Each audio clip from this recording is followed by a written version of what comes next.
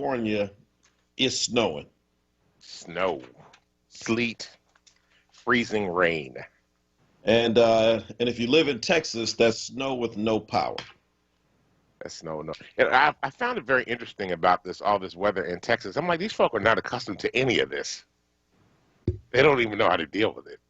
Well, I mean, listen, it's some folk are really down there struggling, and but it's interesting. What's the new storyline that's coming out?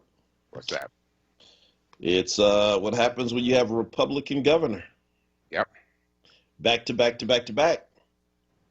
Because they tell you don't need the federal government, the stinking federal interstate of electricity. We're Texans. We're strong. We're independent. The Alamo, the Lone Star State. What was it? The Houston mayor was a Dallas mayor that was on TV, and the power went out while he was on the interview. I'm not laughing at them. I'm just saying. Yeah. And I always I used to chuckle years ago when I used to watch Atlanta get an inch of snow, and the whole city would just shut down for days on end. Hey, watch it now. I used to live down there, and that's true. I know. They get an inch of snow. They don't know what to do with that. They don't have salt machines. They don't have plows. They don't have anything that's going to help them out. And so literally they get an inch of snow, and the whole city shuts down. Yeah, we got ice once when I was living in Atlanta when I was a student, and the temperature stayed under 32 for about a week, so we didn't go to school. Really? No, you couldn't. What are you going to do? It's Atlanta. There were no salt trucks or anything. I mean, teachers couldn't come to school, so we had no school for about a week. Wow. So did I ever tell you a story when I was in Boston going to school? And I should say I did not graduate from Boston College. I graduated from Geneva College in Pennsylvania through the Center for Urban Theological Studies. But I spent 2 years on campus in Boston. And so my first year in Boston going to school, we had a snowstorm in late November. It was about the week before Thanksgiving. Got 18 inches of snow. 18 inches of snow. So I'm on the phone, call my mom, talking to her. I'm saying, hey, we got 18 inches of snow. And then all of a sudden I see my roommate scrambling, and I'm like, well, where are you going? He's like, school's not closed. And literally, we had classes that day because they are so accustomed to snow up there. 18 inches to them is nothing. They had the plows out, the streets were done, the campus was done, and you were able to go through. It was still snowing, by the way, when we went to classes. They had everything straightened out and ready to go, and the whole city was still moving with 18 inches of snow. That's the difference. Brother, let me tell you, that's I was disappointed, to say the least. I was a day off. Yeah, you talk to those folk who are like from Buffalo, places like that. Yeah. Yeah, I mean, they laugh at us. They do. They're like, well, I remember time we got like 3 feet of snow, and we still had church. all of our like Buffalo and Niagara Falls and Rochester pastors up there in our region, Naomi Church, they look at us like, oh, you guys are weak. Absolutely. What's funny? Well, go ahead. I used to travel to Buffalo and Niagara a lot, working for Faith in Action, because we have organizations up there that I was responsible for. And literally, when you go to the car rental place in Buffalo during the winter, all the cars are Outbacks and 4-wheel drives. they don't even give you. There's no luxury cars. There's no even, they have tiny SUVs that are all 4x4s, but all the cars are 4x4s and essentially cars that can make it through the snow. Man, that is like crazy. Well, when it thaws out, we're going to have to try to do, we're going to go fishing again. Yes. And so, folk may not know, but you convinced me to go fishing on a boat. We were on a boat back in the summer and out on the Chesapeake. Mm-hmm. And let me just tell you, I thought we caught something until I saw this story. 2 Florida fishermen, a couple of guys went out fishing. They caught a Warsaw grouper. Oh, wow. How many pounds was that? First of all, let me tell you how big it was. It was 7 feet long. Oh, yeah. The groupers are huge. So how much do you think it weighed? 7 pounds. Feet. The grouper is probably about 350 pounds. 300 pounds. Yeah, 294 pounds. Yeah. Groupers are huge. A 7 foot long fish. Yeah. That's not a shark. Nope. Not a And dolphin. mouth too. Got a big mouth. Bruh, let me just tell you for the record, if we went fishing and I saw something like that, it'd be the last time I went fishing. like like a fish ain't supposed to be that big. Like, are you kidding me? That's a fish? Yeah. Like a whale. That's the one that swallowed Jonah. So anyway, folks, we got a lot to talk about here on the Power Hour this morning. Glad to see you all tuned in on Facebook Live. Hit the share button. Bring your friends and your family in. And I mean, again, just tons to cover in less than an hour, but we're going to do our very best to get to it. The debate is still raging about Skip Gates's The Black Church after episode 2 aired last night. Oh, there was another episode. I missed that. Okay. Did you get on Dr. Ebony Turman's Clubhouse piece last night at 11 o'clock? I'm on Android, so I'm not a part of Clubhouse. You have to have an iPhone to be invited to. iPad, don't you?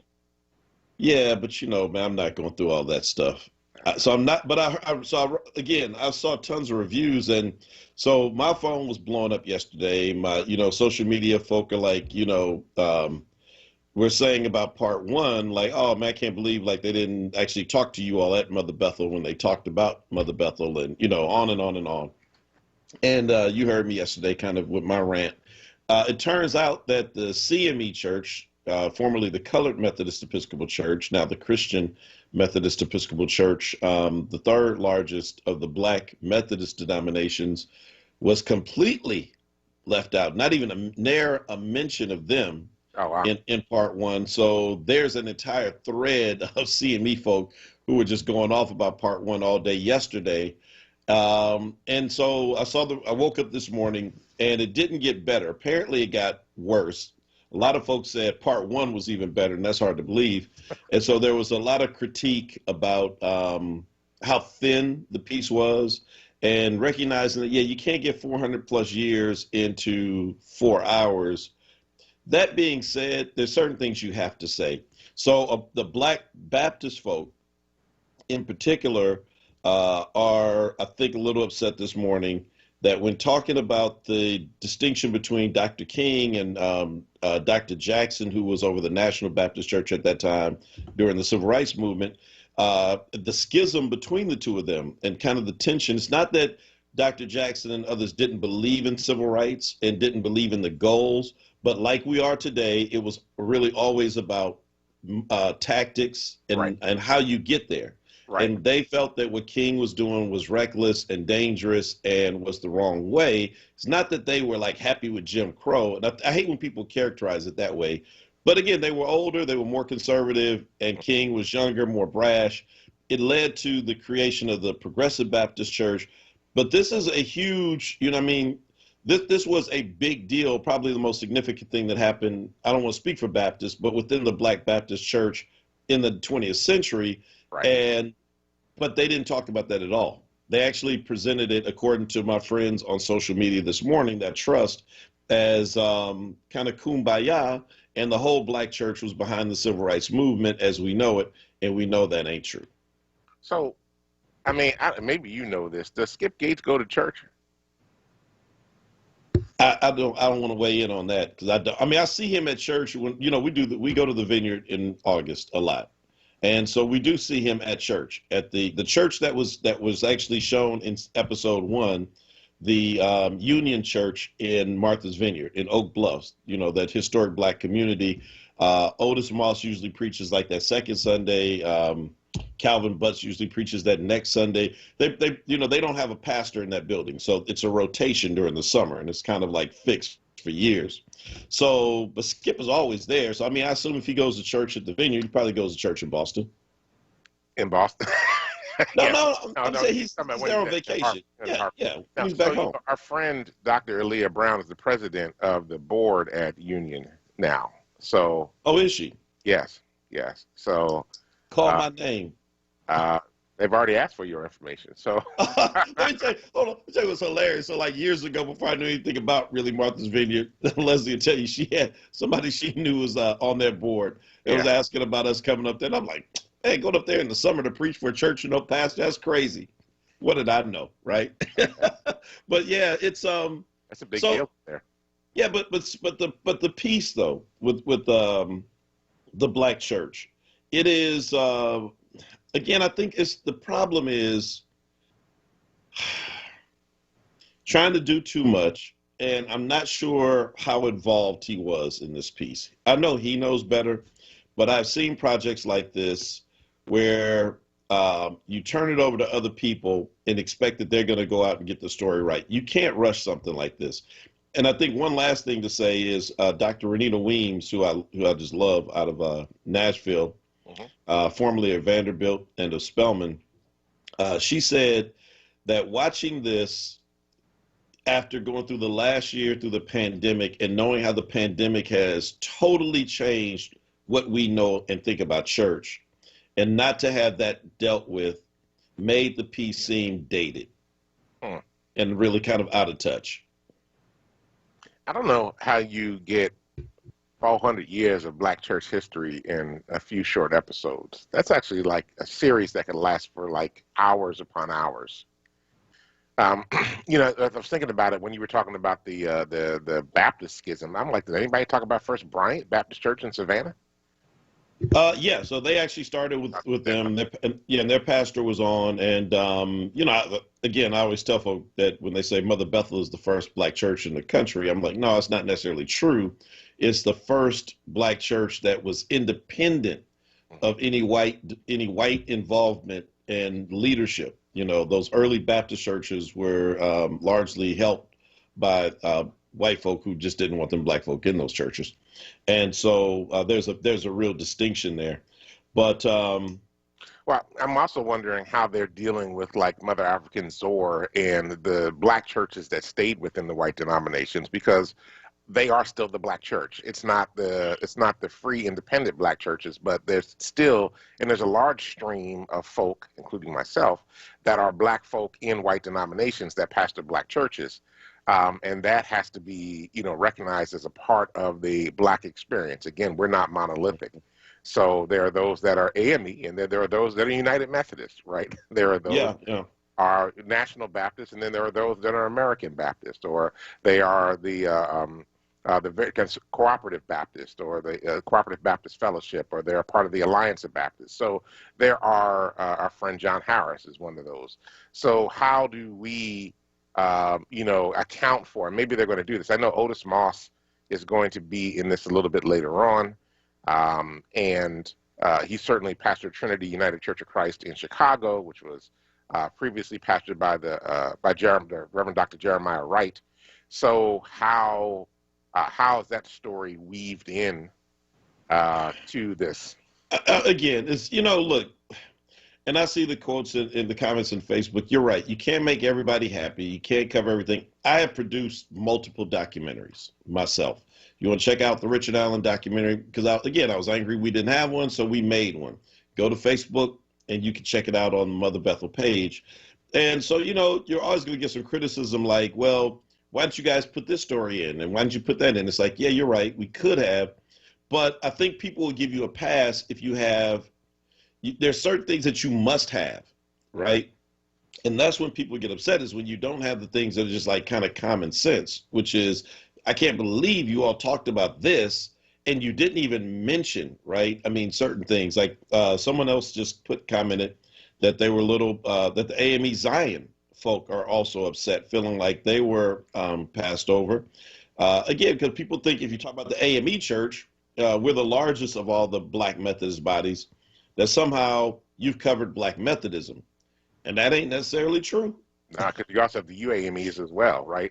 And that's, that's the whole thing on the Eastern Shore of Delaware. So, Yeah, a whole lot. So Will Mega asked the question, in all seriousness, did King's method work? Was the goal of integration worthwhile? I think his poor people's focus towards the end was meaningful. So let me say this, that, to answer the question, yes, King's method worked. Was it, complete? No. Left work undone for the rest of us to pick up and do. But I mean, the fact that I can pretty much travel wherever I want in this country, you know what I mean? Not, the fact that we know institutionalized racism is still there because we talk about it all the time on the show. but the way in which the world looked prior to a Dr. King's arrival on the scene and taking leadership. And I mean, look, we could talk about all the other folk that were involved, but clearly he was like right there with a team of other people, but really casting the vision. And a part of the goal was, first and foremost, to tear down the obvious barriers. That's right. You know, I mean, think about it. Our parents, I mean, first of all, I was born before this stuff ended. I don't remember it because I was born in California, but I was born in 1966. This stuff wasn't done. My mother was raised in Arkansas, still to this day has the mental scars about that. And so we're not talking about that long ago. That's right. And so the fact that, you know, that the world that I was born into drastically looks different. That was not by accident. That was not just white folk waking up one day and saying, y'all know what? This is wrong. Let's stop all this separate but equal stuff. Take down those signs and everybody drink from the same fountain. Everybody ride the bus where you want. Come on, Negroes. You can come live where you want. Man, that didn't happen by accident. And it didn't happen. I mean, and so the fact that people don't want to give the Black church the credit for that is problematic. And it wasn't just the Black church, but clearly in that movement, the leadership that made the difference came out of the Black church. Fannie Lou Hamer, Septima Clark, on and on and on and on. These were Black church folk who changed the world, ordinary people who changed the world. So I would say to the question, yes, but they left tons of stuff undone, and I think that's where we pick up the mantle. It's 6:20. We got to take a quick break. When we come back, we'll continue this conversation and get to some of the other things that are on the docket, including gun violence in Philly, if we have time, because, man, it's like off the chain. Yep. It's the Power Hour. We'll be right back.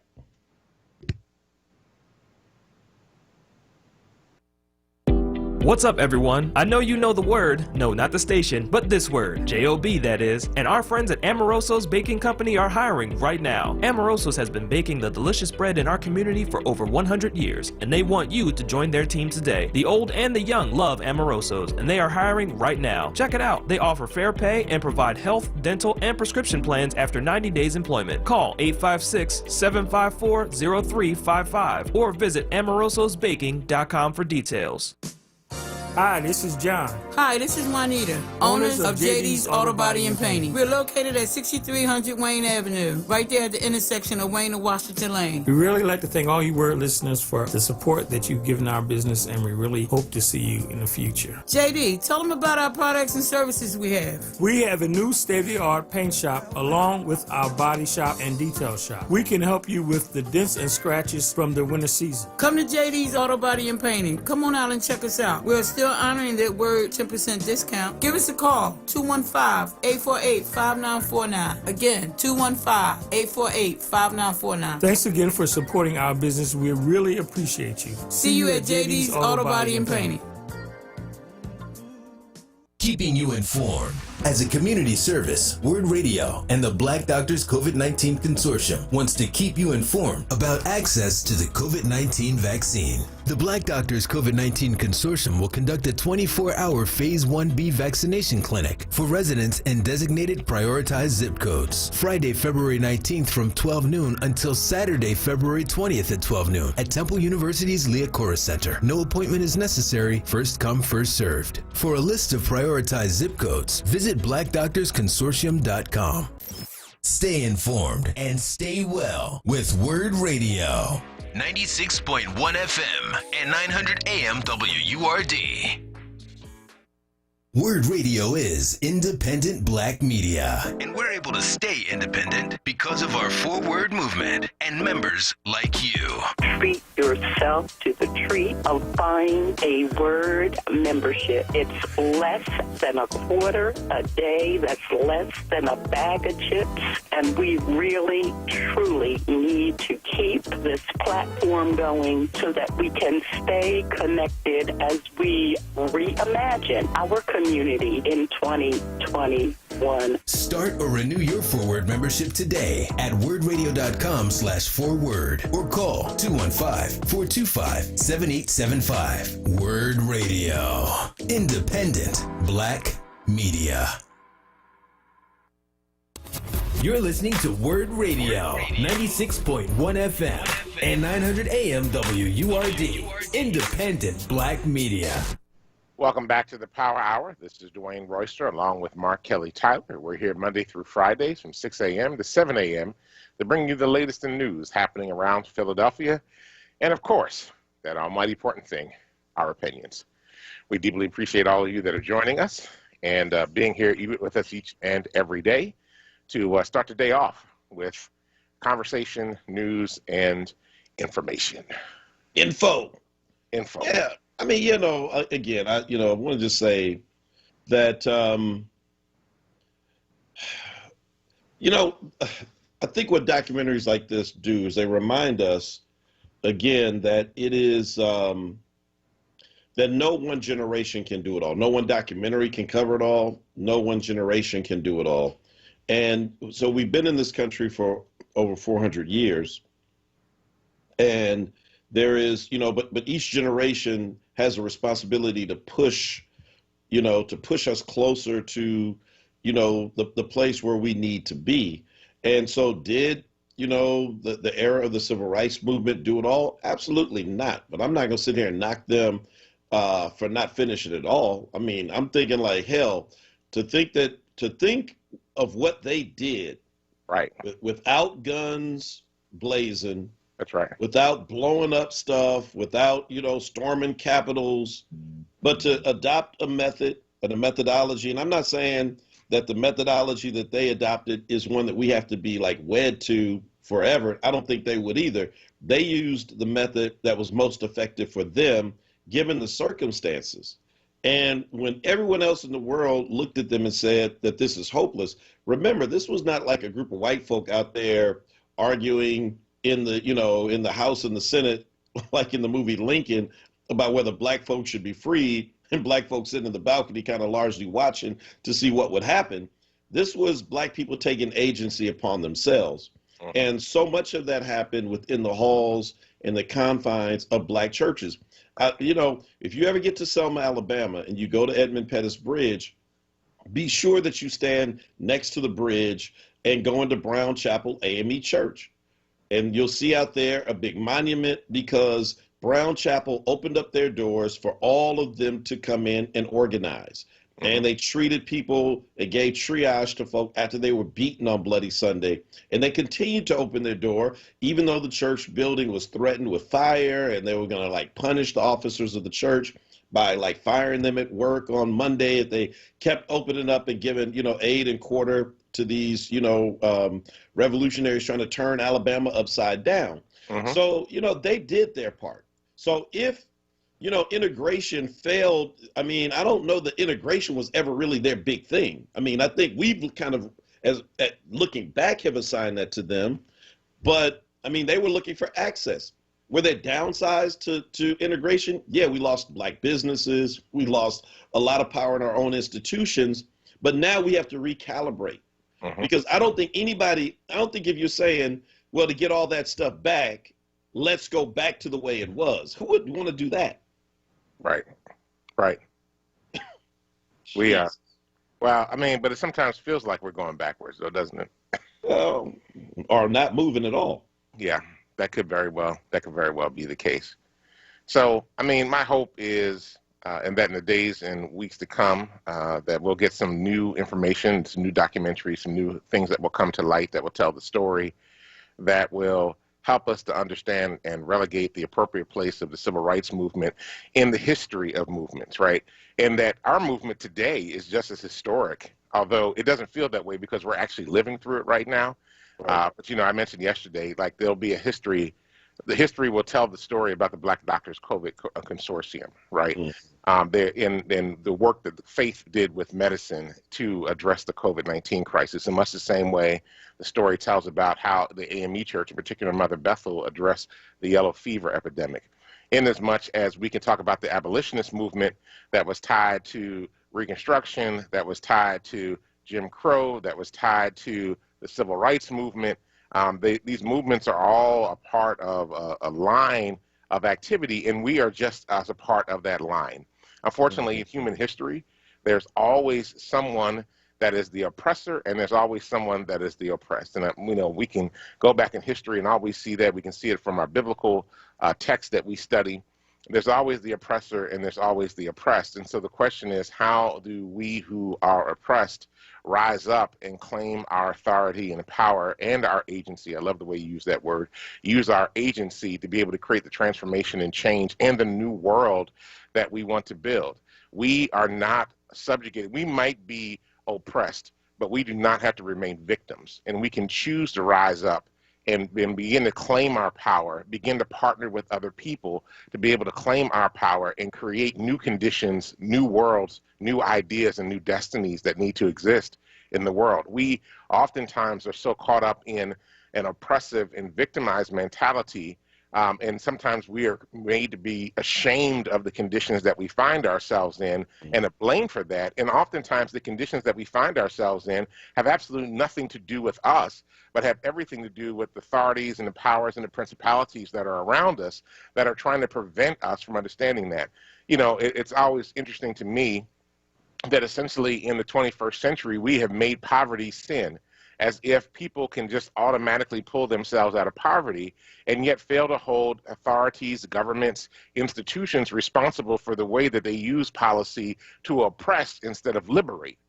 Just because $7.25 is the federal minimum wage doesn't mean that Philadelphia has to keep it that way, doesn't mean that Pennsylvania has to keep it that way, doesn't mean that the federal government has to keep it that way. But folk working minimum wage jobs, we blame them for working minimum wage jobs. And don't go back and own all that's happened with the educational system, all that's happening with the housing system, all the various things that prevent them from being able to move forward. And at the same time, we also want to encourage our folk to get more education, to get training and opportunity. But sometimes that training and opportunity comes at great cost. If you're making $7.25 an hour, you don't have the money or the ability to be able to do that. So we've got to get to a place of transformation and change, understand ourselves in this long arc towards justice, and that hopefully one day we'll be able to arrive at that place. Yeah, absolutely. I mean, and that long arc is, again, we tell these stories like they're like nicely produced little sitcoms, our history. And it's not that easy. Okay, so yeah, Will, I will agree with you that civil rights movement didn't exist in a vacuum, as you say. The Black nationalist movement, the Black power movement, Black self-defense movement was in existence simultaneously. Nobody said it wasn't. And so, in fact, I mean, what helped Martin Luther King was that you had a Malcolm X.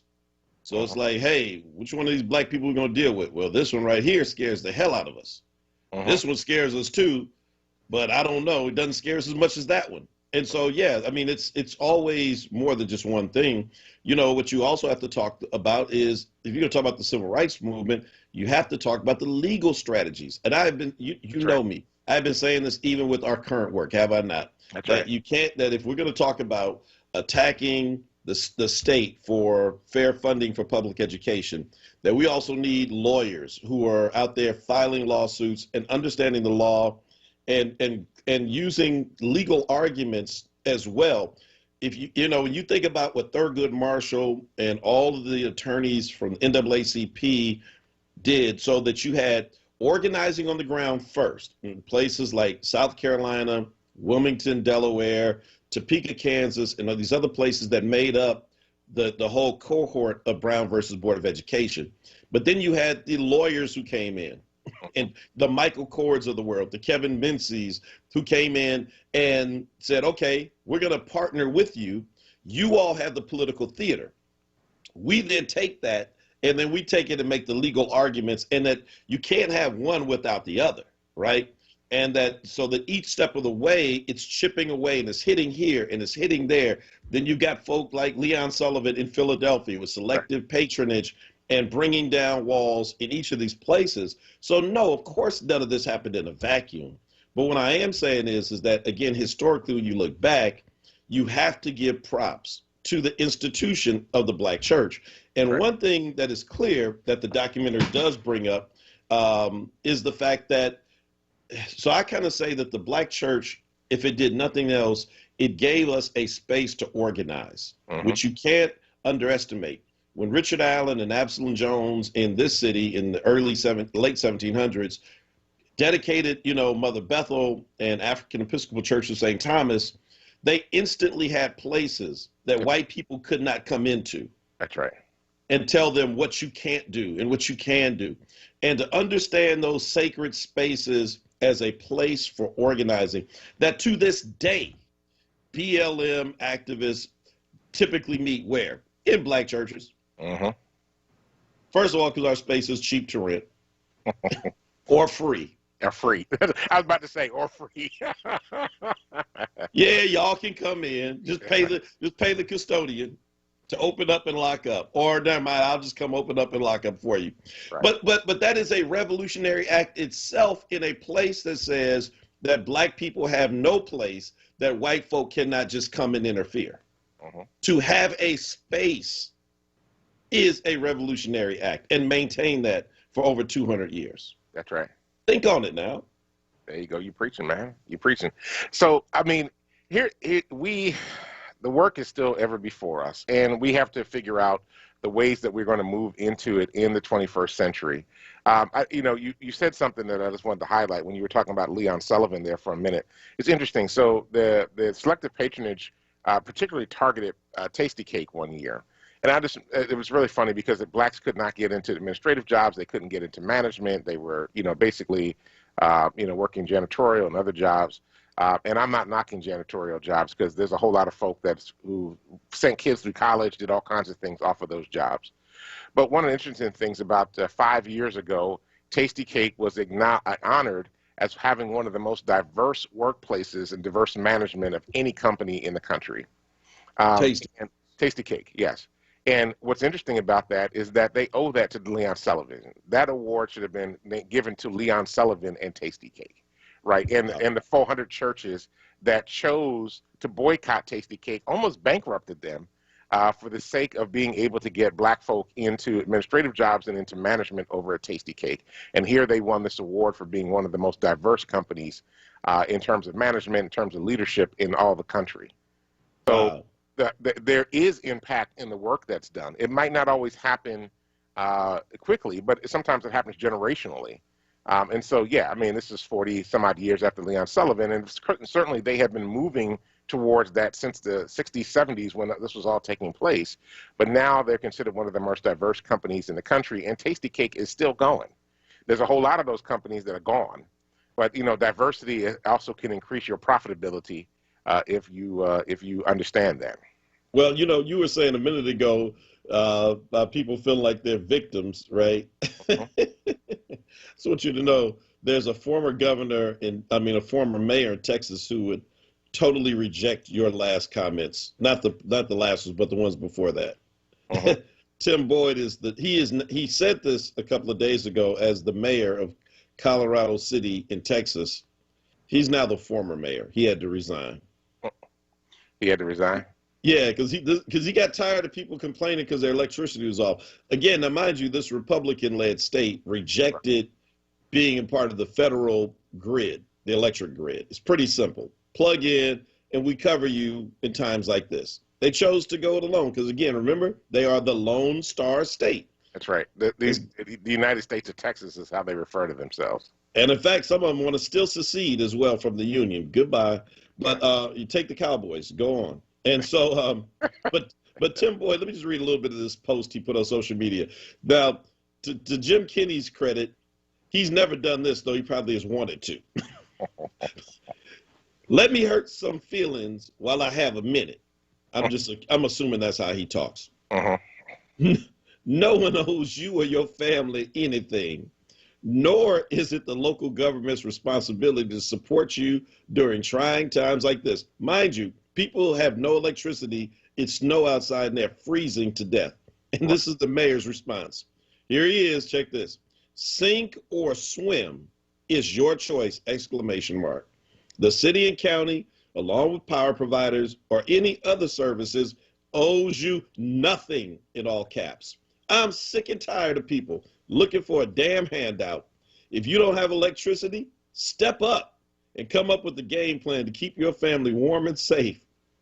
If you have no water, you deal with it and think outside the box to survive and supply water to your family. If you're sitting at home in the cold because you had no power and are sitting there waiting for someone to come rescue you because you're lazy is a direct result of your raising. Only the strong survive, Texas. I added the Texas part. And the weak will perish. But he said perish like as a church parish, P-A-R. I think he meant P-E-R, but okay, will perish. Ironic, right? Folks, God has given us the tools to support ourselves in times like this. This is sadly a product of a socialist government where they feed people to believe that the few will work and others will become dependent for handouts. I am sorry you have been dealing without electricity and water. Yes, but I'll be damned if I'm going to provide for anyone that is capable of doing it themselves. That's former mayor. He was mayor when he wrote it and posted it. By the time he finished, he was former Mayor Tim Boyd, who was forced to resign. I mean, look, if I'm paying taxes, you taking a chunk of my paycheck, and this is what you get, yeah, you deserve to be a former mayor. You're not going to get another dime out of me. He would love you, wouldn't he? Oh, my goodness. That damn Royster. Victimization, like the government, just because we've been taking your money for power, you act like we owe you power or something, sir. Get your own water, sir. Yeah. Jeez. I got a lot to say, but I can't say it on air legitimately because the FCC would fine us. So, and then as Tawanda said, when we come up on the break, she said, what about the windmills? So they're also like when they stormed the Capitol, they being the radicalized conservative far right. Remember, they instantly said it wasn't us, it was Antifa. Yeah. They were masquerading with Trump flags wrapped around them, but it was Antifa. So they are saying that the reason the power is off is not because we didn't go on the grid, but because of windmills and all this green energy. It knocked our power out. That did not knock that. Lord have mercy. The lies. You know, this double speak. It's double speak, man. This is George Orwell's 1984 revisited. It's terrible. Absolutely terrible. I don't know. I can't. It was Bernie Sanders, AOC, Helen Gim, Howard's climate team with Julie Greenberg. It was all of you damn people. You knocked our power out, sir. Well, before our power goes out, we got to take a quick break. Praying for y'all in Texas because you got some horrible leadership, and that's why your lights are off. We'll be right back. Okay, Her's new fire potato chips and cheese curls, they are spicy. Whew, they're hottest snacks yet. Hold on. Whew. But you know, it's not just heat. There's some nice sweet and savory stuff going on too. Ooh, there's that heat again. It burns, but it burns so tasty. Ooh, that's hot. Find Her's Fire Snacks at your store today. Whew. Taste the flavor, feel the heat, break out the Her's. WURD Radio celebrates Black History Month with Black Artist Story 365. Brought to you by Keystone First and Commonwealth Charter Academy. Welcome to Black Artist Story 365. My name is Envy McKee. Get into this episode where we explore the art and artistry of revolutionary poet Amiri Baraka. Part 1. Everett Leroy Jones was born in Newark, New Jersey. His father, Colt Leverett Jones, worked as a postal worker and lift operator. His mother, Anna Louise Russ, was a social worker. Jazz was something Baraka got interested in as a kid. He wanted to be just like Miles Davis. The influence of jazz can be seen throughout his work later in life. For college, he won a scholarship to Rutgers University in New Brunswick in 1951, but transferred in 1952 to Howard University. Before Amiri Baraka was Amiri Baraka, he was Leroy Jones. And at the time, Leroy moved to Manhattan, where in addition to attending Columbia University and the New School, he became a prominent artist in the Greenwich Village scene. In 1961, Leroy published his first major collection of poetry, preface to a 20-volume suicide note. His 1964 Obie Award-winning play, The Dutchman, which addressed racial tensions and American blacks' repressed hostility towards whites, gained him fame and acclaim. So that's it for this episode of Black Artist Story 365. My name is Envy McKee. To hear more, tune into The Envy McKee Show, Friday nights, 7 to 10 p.m., right here on WURD. Black Artist Story 365 was brought to you by Keystone First and Commonwealth Charter Academy. The gold standard and market leader in public K-12 cyber education is proud to celebrate and recognize Black History Month. Visit ccaeducate.me to learn more. Join WURD's Cody Anderson and Reality Check host Charles Ellison on Tuesday, February 23rd at 10 a.m. for a special broadcast in partnership with Philadelphia Forum for Faith, Law, and Giving for a conversation on the legacy of Reverend Dr. Leon Sullivan as we celebrate his extraordinary accomplishments and explore how we replicate and expand his strategies to build and sustain community and economic development. This discussion will feature community leaders in conversation with Cody Anderson and Charles Ellison. You won't want to miss this special broadcast, Tuesday, February 23rd at 10 a.m. exclusively on WURD Radio, 96.1 FM and 900 AM WURD. Streaming live on WURDradio.com and the WURD Radio app, or watch live on WURD TV via Facebook and YouTube. Want the latest in WURD swag? Check out the shop tab on WURDradio.com. Hoodies, tees, and more in a variety of colors. The shop tab on WURDradio.com. Show the world that you're all about black. Talk Media. Now, a traffic update on WURD Radio.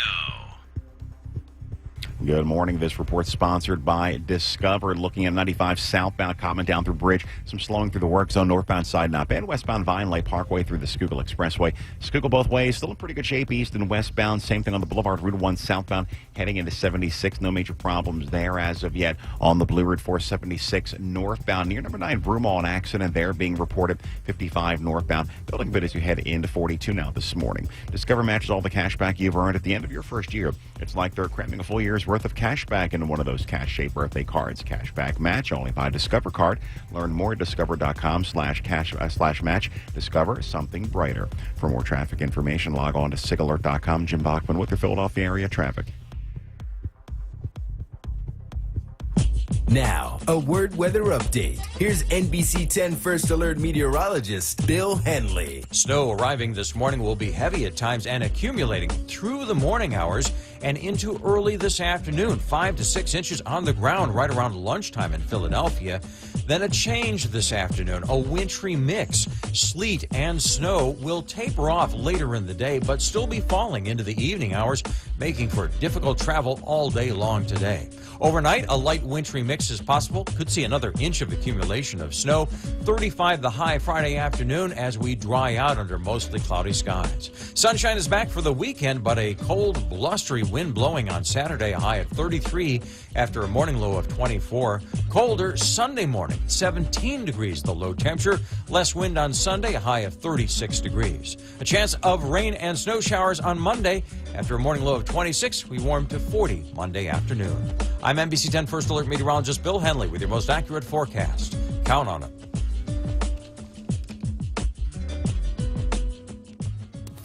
You're listening to WURD Radio, 96.1 FM and 900 AM WURD, independent black media.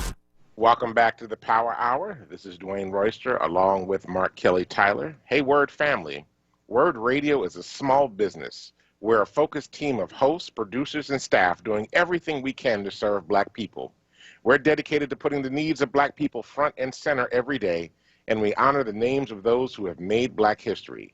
Yes, there's Dr. King, Shirley Chisholm, Marcus Garvey, Toni Morrison, Malcolm X, and the list goes on. But how are you making black history? This is one of the most challenging times in history, and we need you to stand with us. For $90 per year, which is $1.73 per week or 24 cents per day, you can take action. Let us know that what we do matters to you. Sign up today at wordradio.com/join now. Upon checkout, type in the name of the person in black history that you honor or the host that sent you and be heard. Find more information at wordradio.com/join now. Again, wordradio.com/join now. So come on, join the WURD family. Let them know if you don't have a civil rights hero or a Black history hero that you want to be able to lift up. Just let them know that you heard on the Power Hour and you decided to get a part of the family and make your own Black history in 2021. So that's your word. That's your word, son. Hey, yeah. Hey, real quick before we go, I just ran across this. So Joe Biden, President Joe Biden, I need to say President Joe Biden, is looking to nominate Chiquita Brooks LaShore to head the Center for Medicaid and Medicare. This is a sister that will be responsible for a third of the nation's health care. Wow. It runs over, they have they manage almost $4 trillion in healthcare economy across the United States. This will be a sister running this program that's responsible for Medicare, Medicaid, the Affordable Care Act, and children's health insurance across the nation. 130 million people have their insurance through her program. That's a third of the United States of America. So shout out. Hopefully she gets confirmed. There's not too much controversy in the Senate, but sometimes with the Senate, you just never know. But that would be a very powerful sister. Yeah, well, you know, she's also going to have a whole lot of new friend requests on Facebook this morning. Like, you remember me from high school? Yeah, congratulations. I thought you were going to talk about the other story related to Joe Biden about student loan debt. And putting his foot in his mouth on that one.